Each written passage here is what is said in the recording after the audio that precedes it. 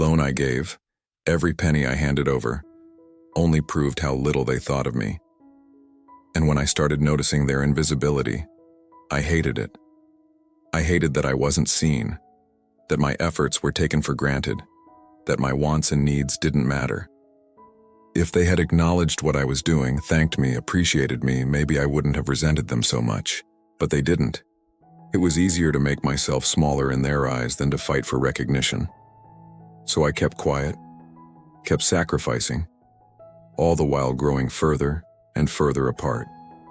I finished high school without them knowing I'd worked extra shifts to pay for my books, drove off to college without them knowing I'd scrimped and saved for years to afford it.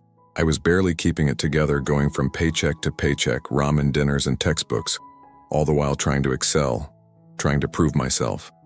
All the while they thought I was just lucky, stupid, and naive enough to buy into promises of a better future. They didn't know I was buying time. I was waiting for the moment when I could finally show them. But first, I have to do something about these people sitting in my house judging me.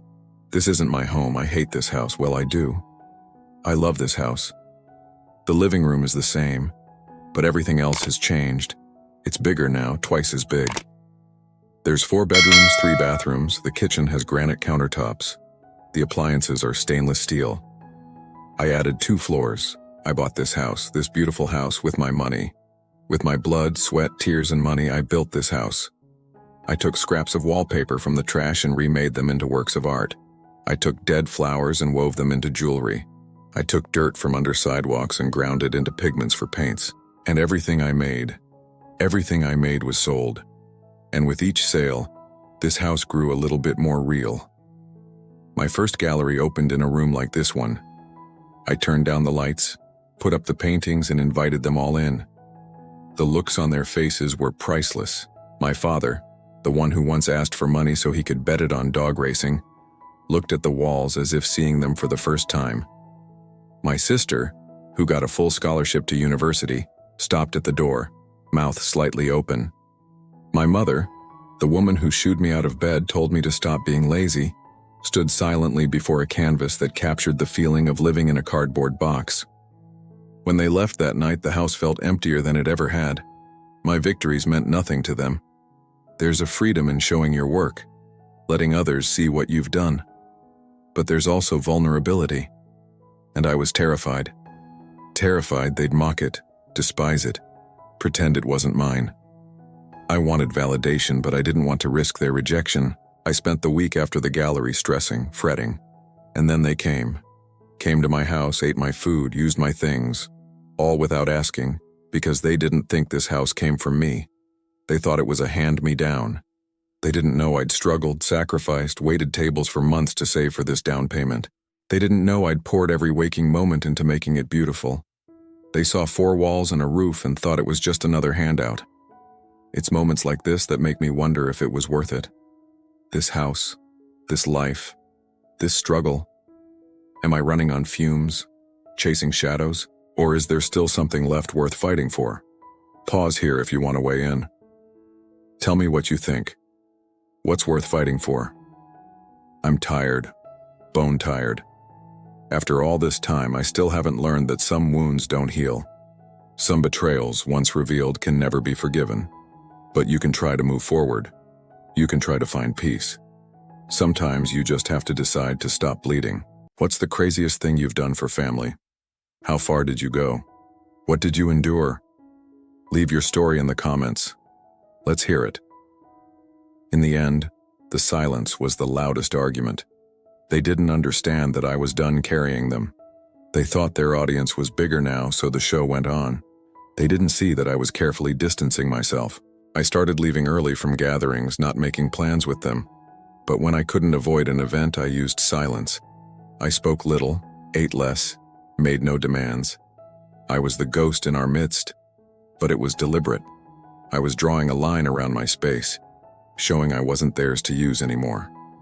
It was hard, but every time I left an event early, or excused myself from a conversation, a weight lifted. My thoughts were clearer. Their taunts didn't reach me, and that surprised them.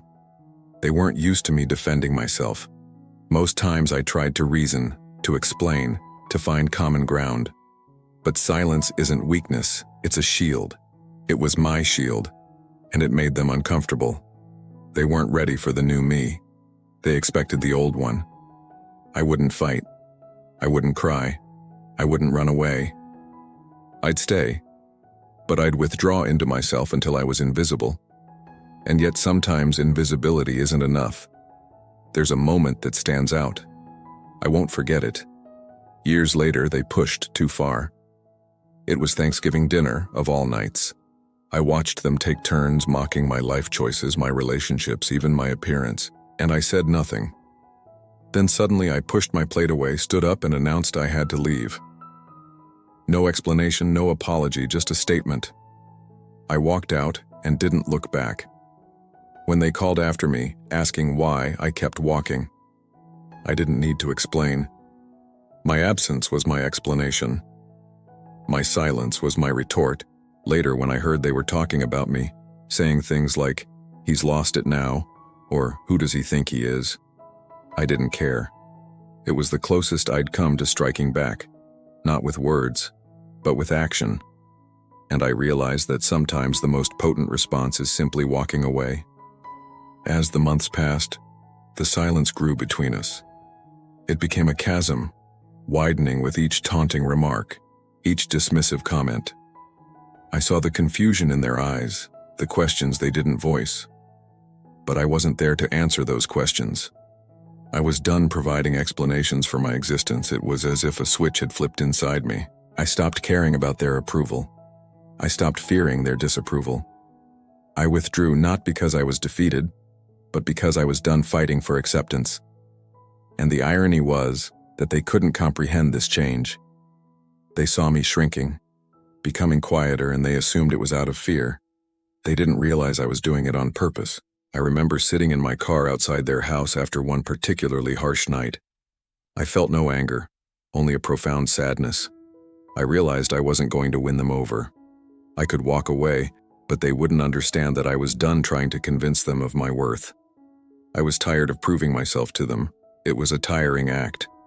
It was then I decided to disappear from their lives completely. I moved away. I changed my number. I severed the ties that had bound me to them for so long. It was the hardest thing I've ever done. Leaving a part of yourself behind is never easy, but it was also the most freeing. I didn't have to fake a smile around them anymore. I didn't have to listen to their jabs and barbs. I was done performing for their amusement. But even in the silence, there's a story unfolding. A story of resilience, of finding strength in solitude and carving out a new path. In the end, the silence wasn't just about them. It was also about me. About rediscovering myself beyond their expectations. About healing the wounds they had inflicted, and about embracing a future that was entirely mine. It was about reclaiming my story. Thanks for listening. If you found this story powerful, please hit the like button and share it with someone who might need to hear it. Your support helps us bring more stories to more people.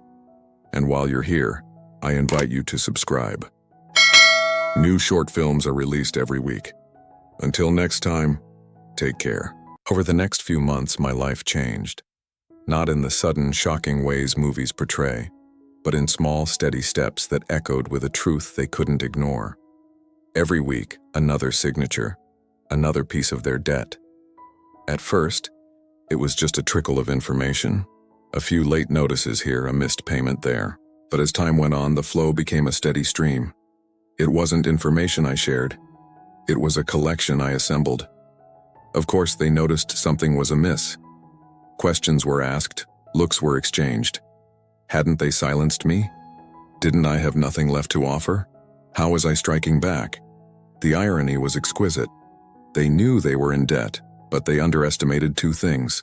First, the amount. They thought they managed it all right. They could handle it. But what they didn't realize was that they had been set adrift by choices they didn't even understand. Years of bad investments, hidden fees, and hidden debts had pushed them overboard. They were treading water, trying to keep above it all, but they were in too deep. Second, they underestimated me. Silence is a powerful teacher, and I learned a lot during those months. People like them fear exposure, not because they did anything truly criminal, but because they know that when people find out, their envy and arrogance won't protect them. Their lives are built on superficiality. When that facade crumbles, they panic. So as I collected my pieces of their debt, I also studied them, their anxieties, their weaknesses, their fears. I was playing a game, and it was one they couldn't win. I began with subtle moves, questioning a business deal here, hinting at a bad investment there.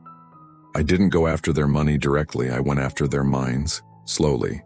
Insidiously, I chipped away at their confidence until they started doubting themselves. Did I really manage that well? Am I actually ahead? How much did that cost again? The questions they used to hurl at me turned inward. Then I escalated my strategy. I brought up rumors I heard, whispers about questionable deals, hints of financial troubles. Like a pebble dropped in a pond, the ripples spread.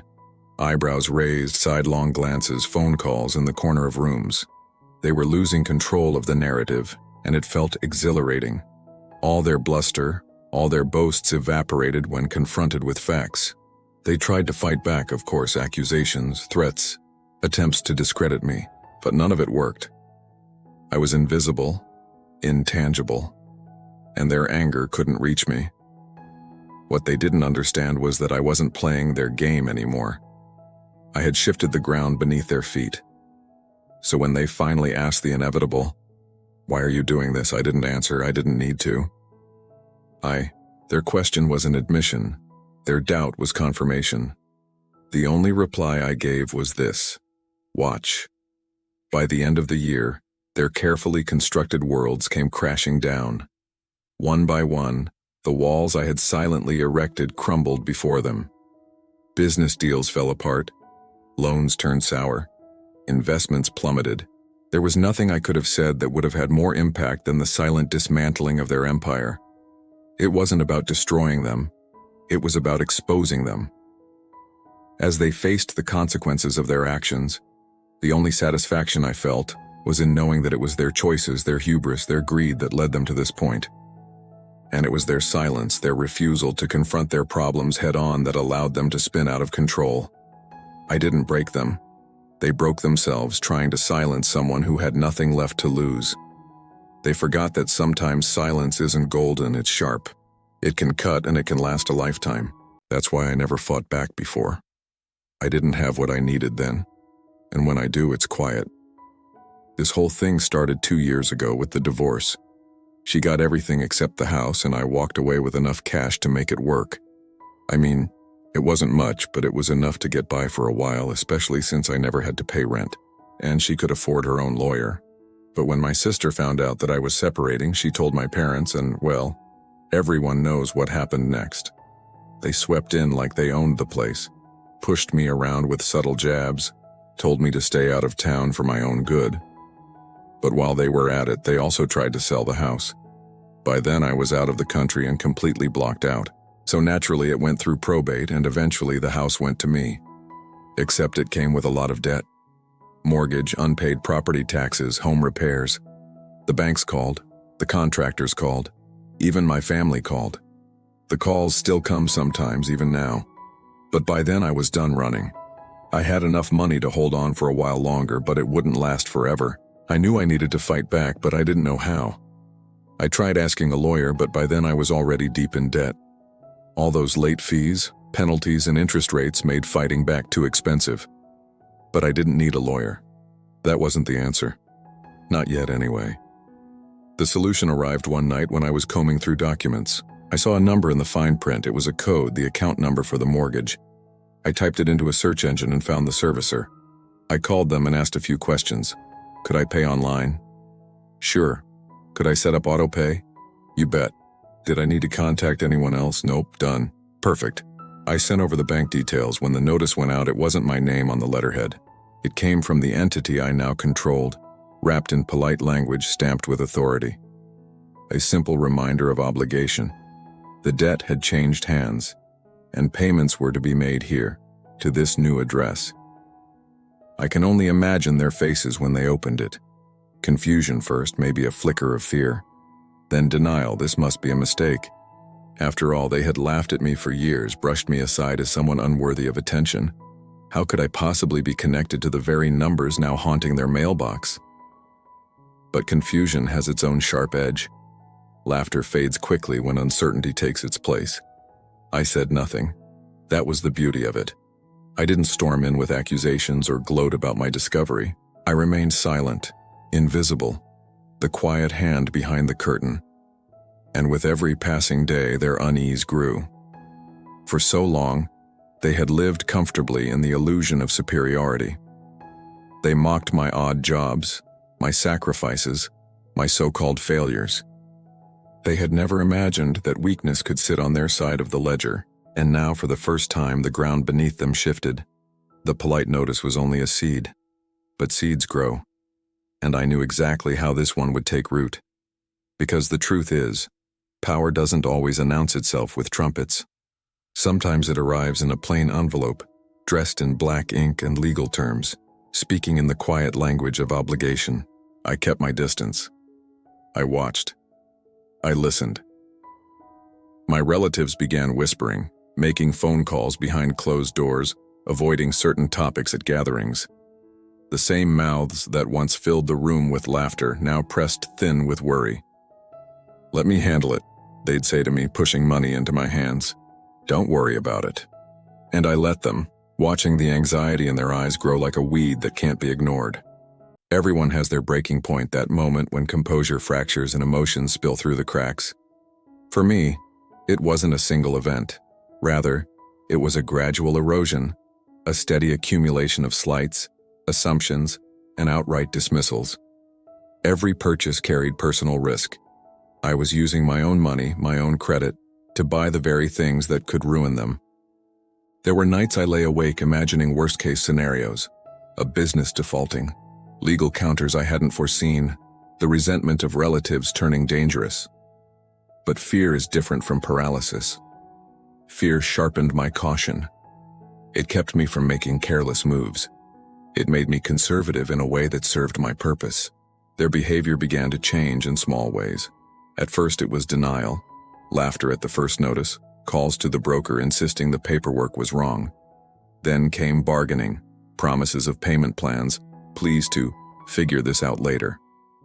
The same people who led toasts about success now whispered about refinancing and juggling due dates. They started missing family events, offering excuses about work emergencies and scheduling conflicts. Pride that had once been loud now spoke in stammered half-truths. I watched, always careful not to reveal myself. I listened to conversations that used to be mine by right and learned the contours of their panic. They pooled money. They begged and borrowed from acquaintances. They took on extra shifts. The sense of security they had flaunted was eroding, replaced by the narrower, harsher geometry of obligation. There were moments that could have broken me. A creditor pushing too hard, a broker asking for more capital than I expected, a relative cornered and threatening exposure. Each time I tightened my strategy. I called my lawyer, adjusted terms, created redundancies. I treated leverage like a slow-burning instrument, one that demanded maintenance and patience. At family gatherings, the air thickened. Conversations that had once flowed easily now stopped when I entered the room. They watched me with the same eyes that had once ignored me, but the expression had changed. Curiosity mixed with calculation, a dawning comprehension of their vulnerability. My presence was no longer background noise. It was a variable they didn't understand, an unknown factor in their lives that was steadily increasing. I became a ghost in their calculations, a specter haunting their new deals and late-night phone calls. Still, my objective never strayed from its original intent. I wasn't seeking to crush for the joy of cruelty. The work I did was precise because I wanted the outcome to reflect dignity restored, not vengeance unchecked. Each debt I acquired was a lever, not a hammer, an instrument for negotiation, for accountability, for a new conversation about respect. As the web tightened, their movements grew constrained. Financial levers translated into real-world decisions, postponed vacations, reframed business plans, awkward conversations about inheritance and who would be next in line for financial scrutiny.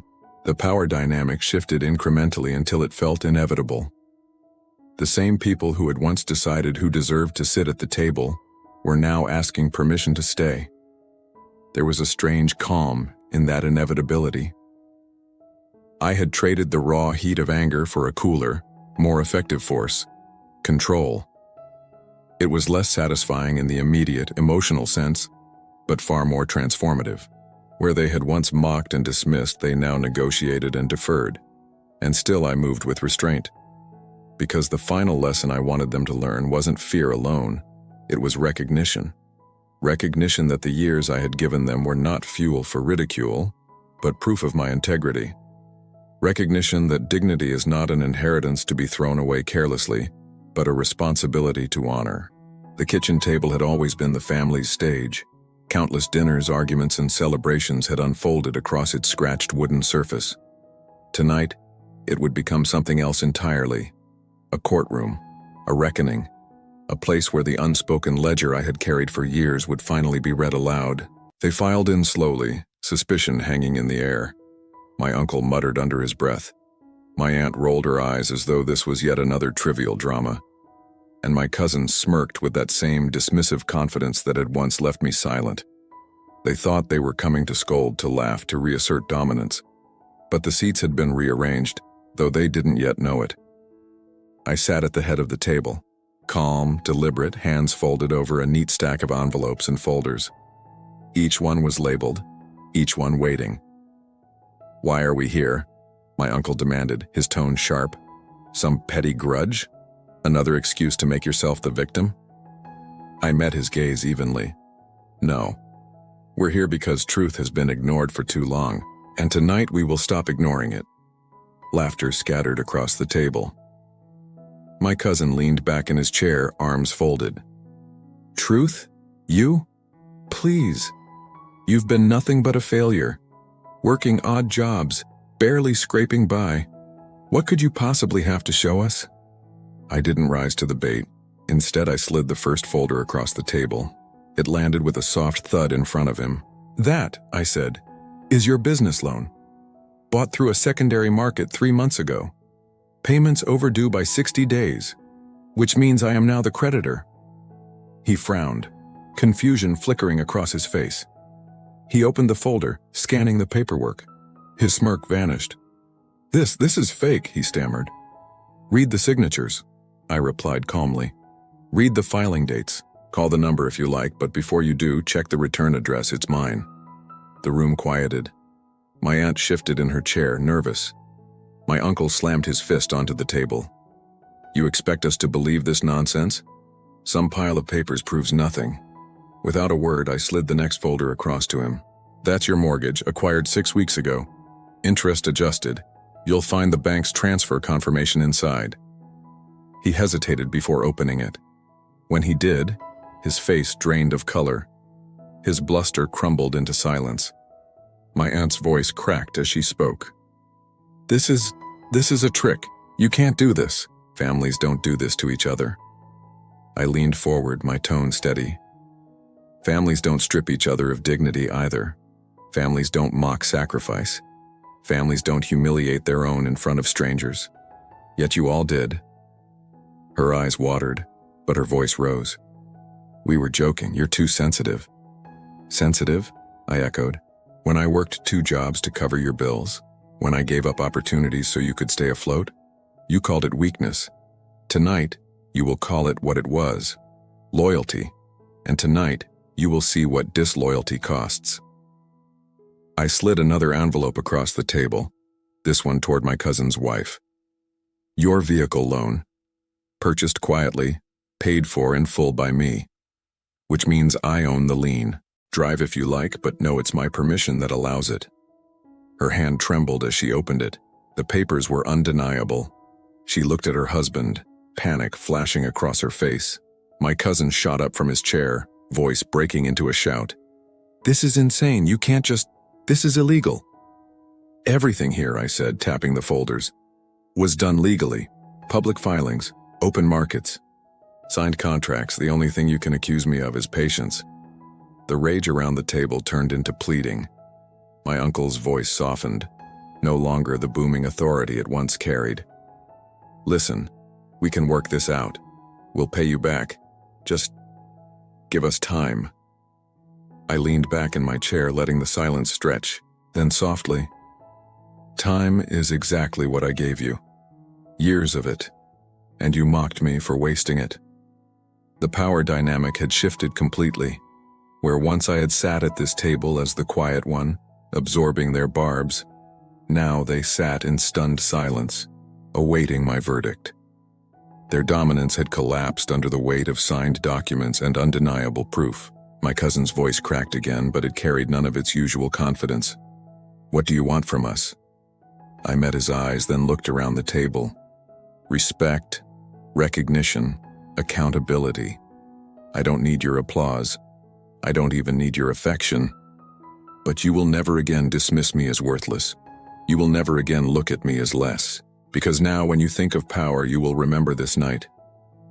The folders lay open like open wounds, each one a reminder of how the past had shifted into the present. They had no retorts, no laughter left. Only silence, broken by the shallow rhythm of their breath. I took a deep breath. "Tell me how you think this will end," I said, turning to face them. They stared back, confusion and fear clouding their features. "You want me to keep doing what you did?" I asked softly. But under that calm exterior, a storm was brewing. Their silence confirmed my suspicions. They believed they had the upper hand, that their actions would go unchecked. But I wasn't going to let that happen. It started with the kitchen table, that very spot where they had gathered, laughing, planning, scheming. Now only one remained, and he fidgeted, his gaze darting around as if seeking an escape route. I stood slowly, gathering my coat. "This isn't about revenge," I said, my voice quiet but unshakable. "This is about balance, about showing you that every sacrifice has weight and every betrayal has consequence." Then I left them there, surrounded by proof of their dependency. The kitchen table was no longer theirs. It was mine, and they knew it. The drive home was a blur. I felt a mix of anger and triumph, knowing I had disrupted the balance of power they had so carefully crafted. News travels faster than anyone expects. A single notice, a stack of contracts, a quiet shift in power. And suddenly, the entire extended family knows. By the next weekend, whispers were circulating. Distant relatives who had never attended the family gatherings were calling to ask questions. Neighbors who once came to share tea were now sidling up cautiously, curious about the sudden tension. Even friends of friends had heard fragments of the story. The one they had mocked, the failure, had somehow become a figure with influence over their finances. Meanwhile, I watched from the sidelines, hidden in plain sight. They couldn't see the shift in perspective, the way people's attitudes were changing, the seeds of doubt I had planted. Their reputation began to crumble in plain sight. The same people who once drew attention with flashy cars, expensive dinners, and boastful anecdotes now avoided public appearances. Invitations were declined. Gatherings skipped, and casual chatter about their wealth was replaced with cautious, rehearsed statements. Their pride, once so loud, had gone quiet. And with it, the veneer of control they had cultivated for years. As weeks turned into months, I observed the transformation. I saw it in the hesitant smiles, the forced pleasantries, the sudden interest in common ground. They were treading on eggshells, not because they understood the weight of the situation, but because they were afraid of losing their footing. Meanwhile, word of my own ventures spread, carrying with it a different kind of attention. People were curious, intrigued, and sometimes envious. But I remained focused, driven by the memory of years spent in the shadows, working, learning, waiting for my moment. Then came the phone calls, the timid knocks on the door, the hesitant voices on the other end asking for help, advice, or even intervention. Each interaction was a small victory, a crack in the wall they had built around themselves. They had underestimated my patience, my resilience, and most importantly, my understanding of their systems. And then the day came when they crossed the line. One of them, bold, brash, and arrogant, like a cornered animal, lashing out. He sent a message, not realizing the walls I had built were just as strong as his own. And that was when I knew the time had come for the final move. Over the next few days, everything changed. Calls were made, meetings arranged, and pieces moved. On the final day, as the sun set, casting long shadows over the city, I stood in the center of it all, watching the carefully constructed world they had built crumble around them. The once mocking laughter was replaced with tense whispers. The casual arrogance had vanished, leaving behind a shell of their former selves. They were trapped, not in their own deceit, but in the consequences they had sown years ago. And I realized then that true power doesn't come from breaking others down. It comes from building yourself back up. In the end, it wasn't about revenge, it was about balance. The house remained silent, but the absence of sound was deafening. This was a letter I wrote to a friend recently. Dear friend, so your family treated me like garbage for almost a decade, right? And when I finally got out from under their thumb, they thought they'd crushed me. But guess what? They were wrong. Yeah, I might have started out angry and wanting to make them pay, but here's the thing, I'm done with that. What I realized is that their downfall is my growth, you know? Like when they stumble, I don't trip over to watch them fall harder. Instead, I'm busy making sure I don't fall along with them. See, their problems are theirs to deal with. My job is to keep moving forward. Remember when I told you about that business opportunity I was thinking about? Well, I took the plunge and bought a half share in this amazing local coffee shop. It's doing great. And I've also been helping out a friend of mine with his bar. I've always loved this cozy atmosphere, you know, and it's going to be my new go-to spot. Anyway, I wanted to tell you about these two places because honestly, I'm tired of being defined by my past, you know? I mean, I've worked hard to turn things around and I want people to see that. So yeah, I'm just writing this to let you know that I'm done with the drama. It's time for me to take a break from that chapter, you know? All right. Later. I remember the days filled with anxiety, wondering if I was making the right choices. I remember the sacrifices, the late nights working to make ends meet, and the constant pressure of living up to expectations that felt impossible to meet. There were times when doubt crept in, whispering that maybe it wasn't worth the struggle. But then I'd catch myself thinking, why should I let them win? Why should they get to see me broken? That's when the determination solidified within me. It wasn't just about proving them wrong. It was about proving myself right. It was about showing myself that I could rise above, that I could thrive, that I could build a life filled with laughter, love, and success. Because here's the secret. Their downfall is my growth. When they faltered, I didn't falter with them. When they stumbled, I picked myself up and moved forward. Their missteps became my motivation, their doubts fueled my fire, and their expectations pushed me beyond what I thought possible. And now here I am, basking in the glow of quiet vindication. You see, the beauty of life is that it provides a platform for everyone to showcase their choices.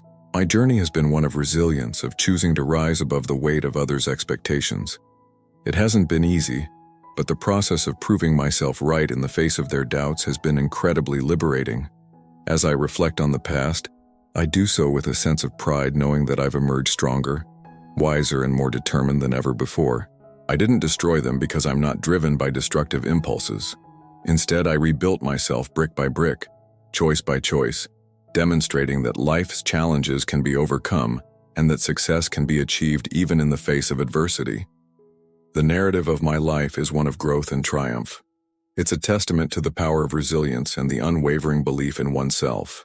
It's a story I'm still writing, and I invite you to be a part of it. Join me in celebrating the strength it takes to rise above, to choose growth over destruction, and to find joy in the face of adversity. For in doing so, we honor the beauty of life's journey and the power of the human spirit to prevail. Well, hello there. Thanks for tuning in.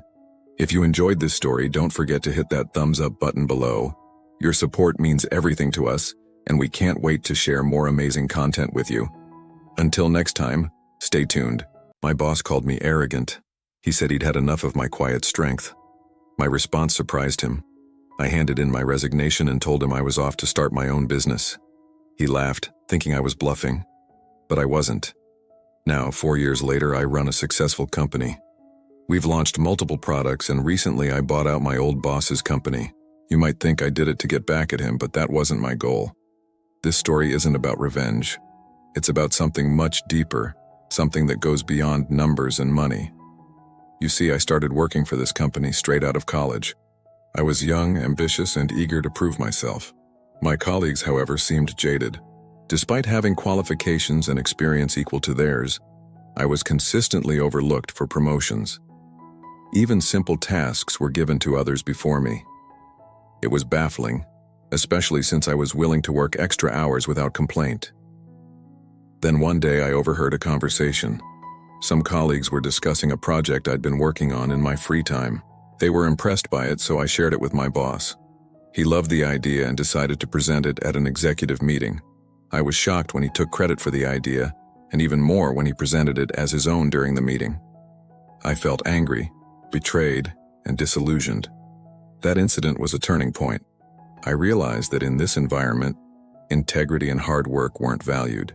Instead, it was all about who you knew and how well you could sell yourself. So I began documenting everything, every project, every suggestion, keeping detailed records of my contributions. Then came the final straw. During a company meeting, my boss publicly criticized a colleague's work. He humiliated her, making examples of her mistakes. As she left the room, head down in shame, I felt a surge of anger. In that moment, I decided enough was enough. I stood up and confronted my boss. I told him his behavior was unacceptable and unprofessional. I reminded him that we were all human and deserved respect. To my surprise, he didn't apologize. Instead, he fired me, calling me arrogant and overconfident, but I knew I had done the right thing. My self-respect wouldn't allow me to stay in such a toxic environment. Now, a few months after I left, my boss contacted me. He wanted me to come back, not as an employee, but as a consultant, offering me a lucrative sum for my expertise. At that point, I could have easily agreed. It would have meant financial gain with minimal effort. However, I refused. I declined his offer and severed all ties with the company. For a while, I enjoyed the freedom to pursue my own projects. I worked on developing new skills, taking courses and reading books on business and finance. I learned about investing, marketing, and sales. I also volunteered at various organizations, gaining practical experience in management and leadership. After 2 years of preparation, I felt ready to launch my own business. With the knowledge I had gained and the connections I had made, I started my company. Our first product was a resounding success, exceeding our sales projections by 300%. Investors took notice and we secured funding for further expansion.